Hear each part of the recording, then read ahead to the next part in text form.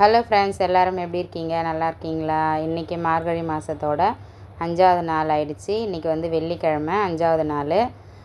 மாதம் பிறந்து 4 நாள் முடிஞ்சு இன்றைக்கி 5 நாள் ஆயிடுச்சுங்க. 4 நாள் போனதே தெரியல.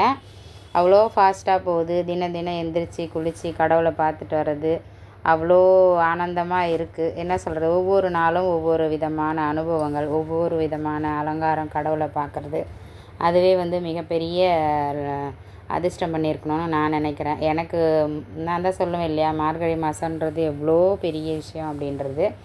அதுக்கப்புறம் இன்றைக்கி வந்து வராண்டா வந்து மாப் போடல. ஏன்னா நேத்திக்கே வந்து நான் வியாழக்கிழமை நைட்டே வந்து வராண்டா வந்து தண்ணி வச்சு தென்னந்தொடப்பை வச்சு தள்ளி விட்டுட்டேன். ஏன்னா வாரத்தில் ஒரு நாள் நான் முழுசாக கழுவி விட்டுருவேன். 2 போர்ஷன் வீடு இருக்கும். என்னோடய வீடு பக்கத்தில் ஒரு வீடு. அதனால் வந்து தினம் இவ்வளோ அந்த கோலம் போடுற தூரம் வரைக்கும் தான் மாப் போடுவோம். மற்ற இடத்துல வந்து பெருக்கி விட்டுடுவோம். அதனால் இந்த வாரத்தில் ஒரு நாள் வந்து நான் கண்டிப்பாக ஃபுல்லாக தண்ணி விட்டு தள்ளிடுவோம். இப்போ வந்து இன்றைக்கி போட போகிற கோலம் வந்து தாமரைப்பூ தான். இந்த தாமரைப்பூ கோலம் நான் கிட்டத்தட்ட அதான் எப்படியும் ஒரு 6-7 வருஷமாக நான் போட்டுட்ருக்கேன். வெள்ளிக்கிழமை தோறும் தாமரைப்பூ கோலம் தான் போடணும்னு சொல்லுவாங்க. அது வந்து நல்லா பாசிட்டிவாகவும் இருக்குது.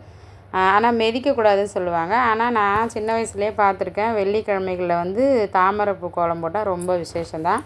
மகாலட்சுமிக்கு உகந்ததுன்னு சொல்லுவாங்க இல்லையா. நானும் அதை ஃபாலோ பண்ணியிருக்கேன். நல்லாவும் இருக்குது. அந்த ஒரு ஃபீல் வந்து நல்லாயிருக்கு. அதனால் இந்த தாமரைப்பூ கோலம் வந்து ஈஸியாக போட்டுருவேன். நான் சீக்கிரம் முடிச்சிட்டேன். கோலம் போடுறதுக்கு அவ்வளோ லேட் ஆகலை. அப்புறம் இன்றைக்கி மார்கழி மாதத்தோட பெனிஃபிட் என்ன பேசலான்னா, இப்போ வந்து என்ன சொல்கிறது, நிறைய பேருக்கு வந்து ஒரு சில ஏஜுக்கு அப்புறம் இப்போது 30 வயசுக்கு மேலே, 30 வயசுலாம் ஓரளவுக்கு ஒன்றும் ஆகாது. அந்தளவுக்கு நமக்கு எந்த உடம்பு வலி எதுவும் தெரியாது. ஒரு 35 வயசுக்கு மேலே கண்டிப்பாக எதனா உடம்புல ஒரு ஹெல்த் இஷ்யூஸ் வந்துக்கிட்டே இருக்கும். சில பேர் பார்த்திங்கன்னா 2 மாதத்துக்கு ஒரு வாட்டி டாக்டர்கிட்ட போவாங்க. என்னன்னே தெரியாது, ஏதாவது ஒரு கோல்டோ ஒரு தலைவலியோ ஏதோ இங்கே வலிக்குது அங்கே வலிக்குதுன்னு போய்கிட்டே இருப்பாங்க. வயிறு வலி, முட்டி வலி, அந்த மாதிரி எதுக்காவது போவாங்க. நான்லாம் வந்து அவ்வளோ சீக்கிரம் டாக்டர்கிட்டலாம் போக மாட்டேன். என்னால் அந்தளவுக்கு உடம்பை வந்து நான் கரெக்டாக வச்சுப்பேன். அப்படி முடியலன்னா எப்போயாவது வருஷத்தில் ஒரு தடவை மேக்ஸிமம் போனால் போவோம், இல்லைன்னா அது கூட போக மாட்டேன்.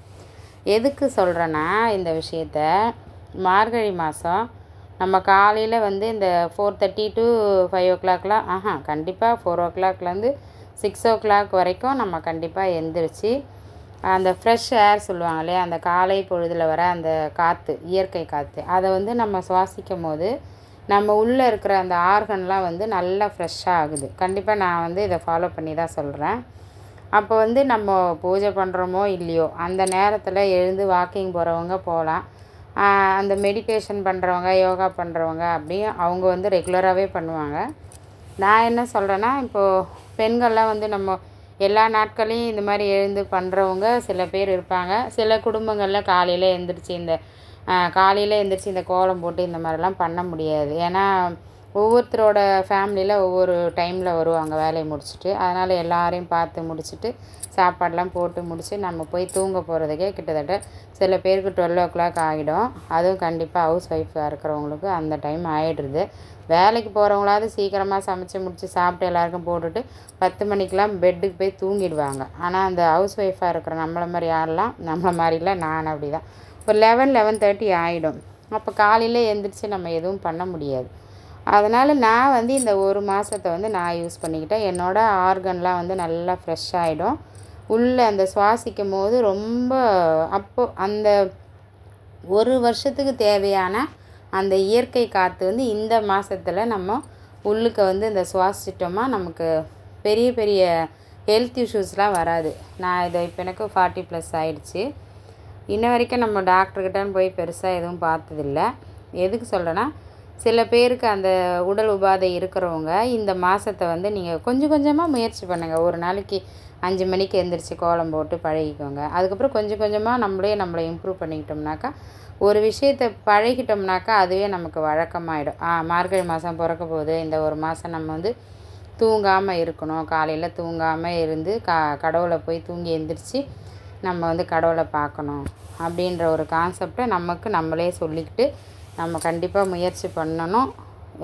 மீதி இருக்கிற வாழ்க்கையில் வந்து நம்ம ஹெல்த்தை வந்து நல்லா பார்த்துக்கணுன்னா இந்த ஒரு மாதத்தை வந்து முழுக்க முழுக்க என்னோடய அனுபவத்தை தான் சொல்கிறேன். நானும் என்னோடய அக்காவும் இது மாதிரி தான் பண்ணுவாங்க. அவங்க இன்னும் சீக்கிரமாக எழுந்திரிச்சிப்பாங்க. நானாவது 4:30 4:40க்காவது எழுந்திரிச்சிப்பேன். இந்த வெள்ளிக்கிழமை கொஞ்சம் லேட்டு தான் ஆயிடுச்சு எந்திரிக்கிறது.